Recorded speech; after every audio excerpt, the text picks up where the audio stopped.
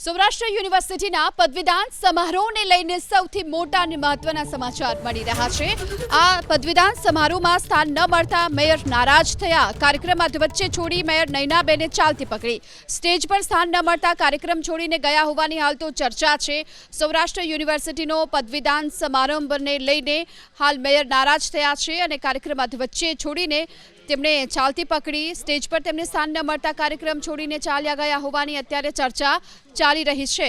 Stage ઉપર તેમને સ્થાન આપવામાં ન આવ્યું અને તેના કારણે જ તેમણે અહીંથી ચાલતી પકડી એ પ્રકારની ચર્ચાએ હાલ જોર પકડ્યું છે, જેના દ્રશ્યો પણ હાલ સામે આવી રહ્યા છે। જો કે મેયર આ ઘટનાના કારણે કાર્યક્રમ છોડી અને અહીંથી જતા જોવા મળી રહ્યા છે। એવામાં ચર્ચા ચાલી રહી છે કે તેમને સ્ટેજ પર સ્થાન ન મળવાને કારણે તેમણે કાર્યક્રમમાં કાર્ય છોડી અને ચાલતી પકડી।